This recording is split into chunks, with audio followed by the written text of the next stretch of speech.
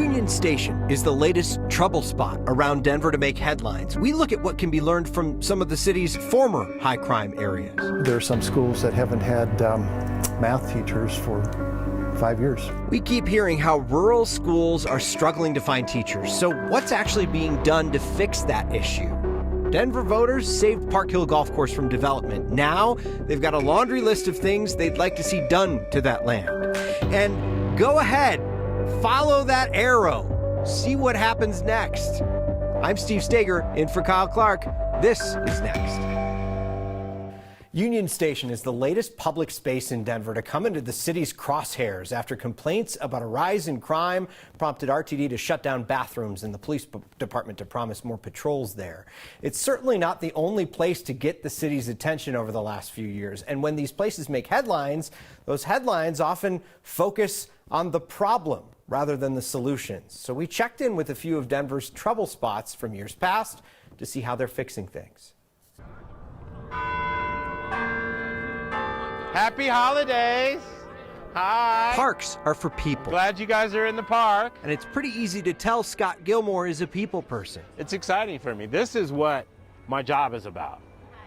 But it's also about making those hard decisions. Denver's deputy director of Parks and Rec made one of those tough decisions, shutting down Civic Center Park this year because crime was getting out of control. On the Broadway Terrace, you could actually go and get meth, heroin, fentanyl easily. That is not acceptable anymore. They're adding brighter lighting. The cameras are going to be getting installed and all the poles are getting work done on them. So they're also adding more park rangers and trying to get people help. We need to be there to really try to provide programs that help them do that. Working in a downtown urban library, you get to see everything that's happening in your city is also happening in your library. Across the street at the Denver Public Library, we want to be the place for people. Rachel Fuel, the Central Library Administrator, dealt with a similar problem a few years ago. People dealing drugs, others overdosing in the bathrooms. They've made changes too, though many are currently behind construction walls. We lowered shelving on almost all of our floors, so that really helps with visibility for our staff just to see further than just being in kind of a mountain range of book stacks. More importantly, they've hired more people who can help, so they're not pushing people away. We want to be that first connection spot for people in the community, and it takes your leaders saying, that's what we're doing. One of Denver's early success stories might be the Cherry Creek Trail. We don't have the drug dealing along the trail anymore. Parks and Rec installed new lighting and new signs in areas where drug deals were going down. We actually made it no stopping, no standing. Gilmore says that they'll use some of those same tactics in Civic Center, permanently closing some grassy areas. But you will not be able to just plop down in these areas and just, when you start having gatherings like that, that is when you start having drug dealers show up. Changes he hopes will breathe some new life back into the park. Happy holidays! Come down to Chris Kindle Market and spend some money. Yeah! He's a good salesman. Denver Parks and Rec will have those cameras installed in Civic Center Park by the end of the year, Gilmore said. They'll allow people to pass through those grassy areas, but they won't allow people to hang out there unless they have a permit from the city for an event.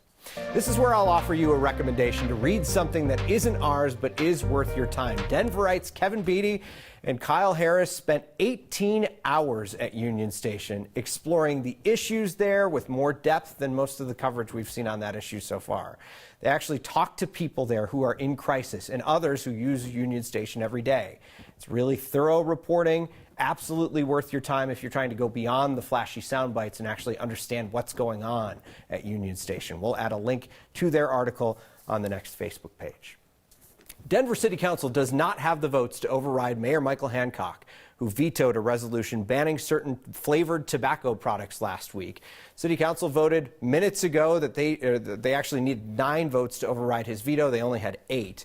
That means it will not take effect and is now dead. This was Hancock's second veto in 10 years.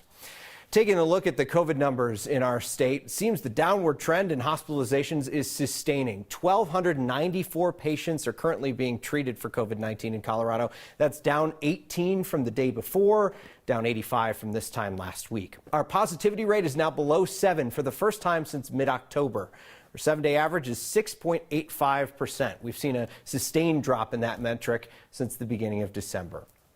The driver of the semi-truck that caused a fiery crash on I-70, killing 4 people in 2019, has been sentenced to 110 years in prison. The judge said today, if I had the discretion, it would not be my sentence. Rohel Aguilera Medeiros was found guilty by a jury on 27 counts in total. The most serious charges were 4 counts of vehicular manslaughter. District Court Judge Bruce Jones said that based on his interpretation of the law, each and every crime of violence has to be sentenced consecutively. Well, Colorado is making it easier to become a teacher to try to attract more people to rural districts. The vast majority of school districts in the state are in rural areas, and those rural districts are facing a critical shortage of staff. Here's Mark Salinger. I'm in my 49th year as an educator. Dr. Harvey Rood knows the challenges. I'm director of the Colorado Center for Rural Education. The challenges that small rural school districts face year after year. There are some schools that haven't had math teachers for 5 years. We've told you before about how difficult it is for small rural districts to hire staff. Now they're relying on different tactics to fill hundreds of open positions. The issue of educator shortage is something that addresses all schools, all states around the country. The Center for Rural Education at the University of Northern Colorado provides incentives for people to teach in rural areas. But even that isn't enough.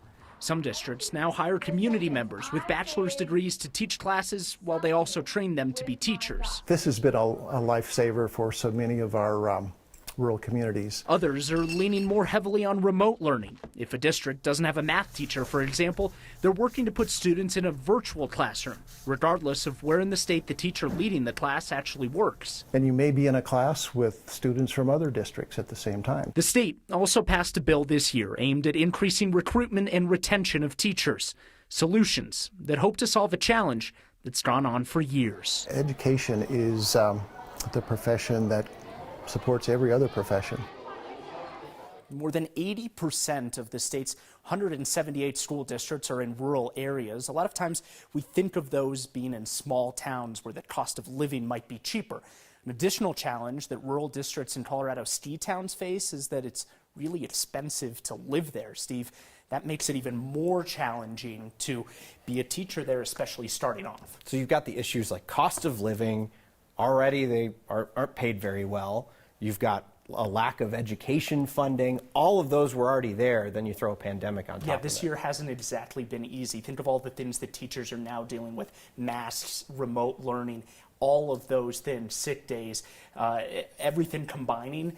Dr. Rood says the challenge of recruiting more teachers isn't exactly getting any easier. One of the most important jobs out there. We got to do whatever we can. Mark Salinger, thank you. Your Word of Thanks micro-giving campaign last week was one of the most successful yet. By Friday of last week, you'd raised more than $75,000 for A Precious Child. It's a nonprofit working to deliver holiday gifts to 13,000 kids in Colorado. It's an organization that Demarius Thomas was a celebrity ambassador for. And when you learned about his connection to it, you stepped up in a way we've never seen before. Here's Kyle with more. You all did something remarkable last week. You were raising money for A Precious Child's holiday gift drive, trying to cover the cost of gifts for 2,000 kids on their emergency referral list. When we learned about 24 hours in about the passing of Broncos legend Demarius Thomas, who's a celebrity ambassador for A Precious Child, he knew from his difficult upbringing what it meant when kids are shown love and care. And all of a sudden, your $5 Word of Thanks donations started to see $88 donations in memory of number 88 and in honor of his love for kids. And that's how you went on to raise $188,000 in a few days for A Precious Child. You've covered all the kids on that emergency list. You've started next holiday season's gift drive. You have done a wonderful thing for kids in need in Colorado. And I'd like to think that Demarius Thomas would be very proud of that.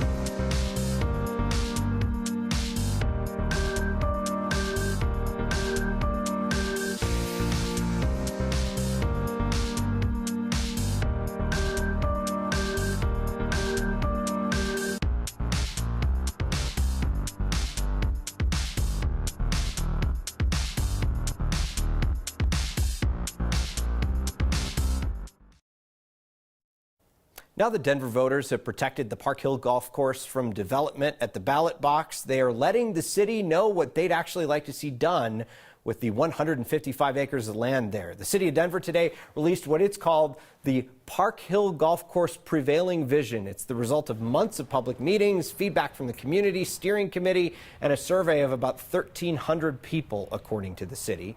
Denver residents want a new large park and community gathering space, more trees to combat the summer heat, and youth and rec sports opportunities. They also want to see more affordable housing options built there, as well as a grocery store to help address food insecurity in that area. The former Park Hill Golf Course is one of the last large undeveloped properties in Denver. It's protected by a conservation easement.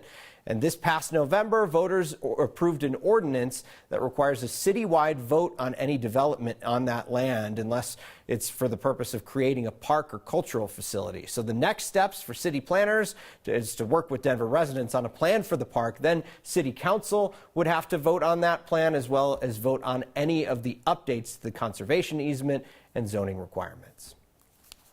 Businesses in Aurora that haven't been able to afford security upgrades could soon be getting some financial help from the city. City Councilman Curtis Gardner is putting forward a resolution to set aside $3 million of American Rescue Plan money. Those funds would be used for security upgrades for businesses, with $500,000 of it being set aside specifically for retailers on East Colfax. Councilman Gardner tells us that retail theft has been bad in that city recently and has been exacerbated by the pandemic. The process to use the money would be the businesses apply to use the funds. Aurora Police then comes out to do a security upgrade check. They would then provide the business with a list of possible upgrades, things like cameras, lighting, and fencing. The money each business gets is meant to cover the entire cost of those upgrades, but it's not meant to do that, but rather to help them get started with the upgrades. The resolution would need 6 votes tonight, another 6 votes when it moves to full council next week.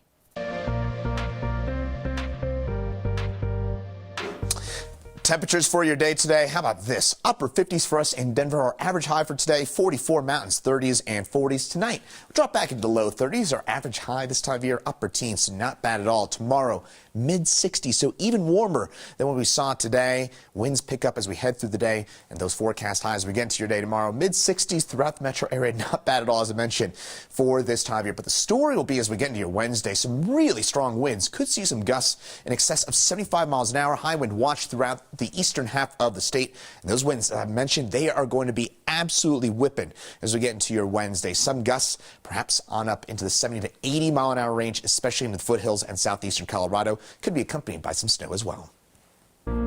Sexual assault is an extremely important topic, and it's something that we can't just push aside as, oh, it's just a joke. A student's shirt seeming to poke fun at sexual assault was no laughing matter for dozens of students at Mountain Vista High School. So they fought fire with fire. Next.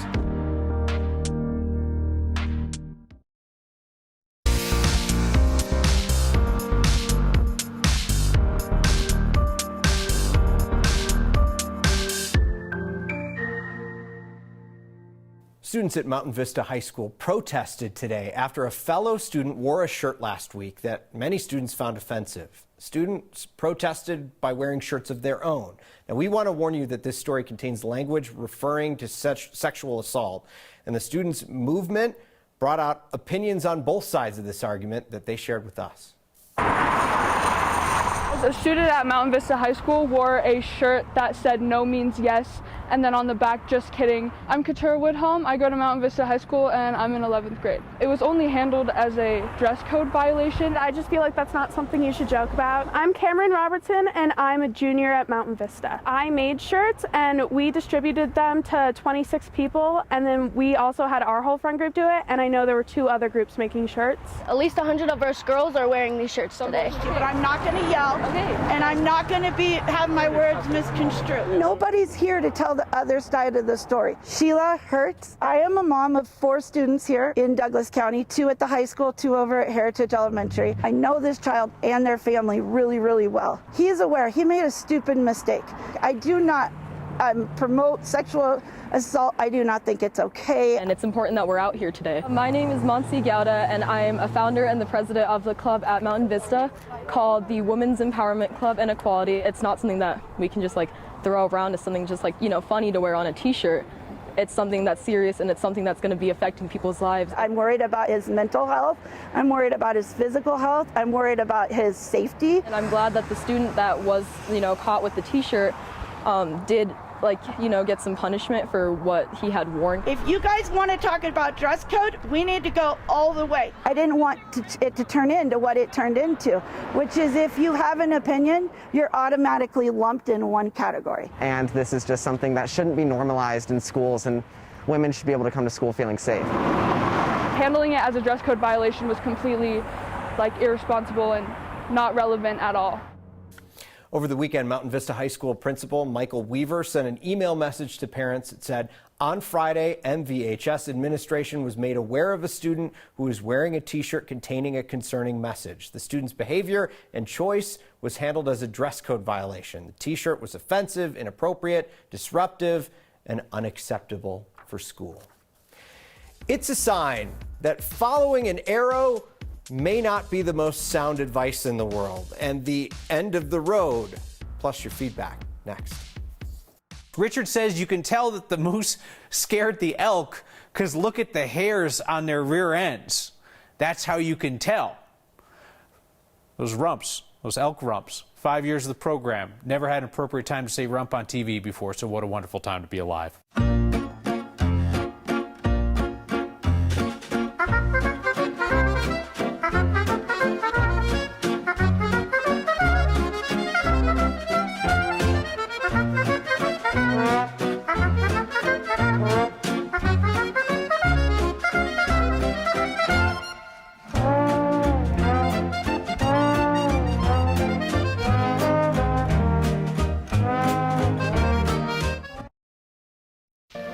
It's a sign that could lead you to quite the hefty repair bill for your car. Jeremiah sent us this photo of a driveway with a painted arrow. It's pointing right toward a trio of bollards.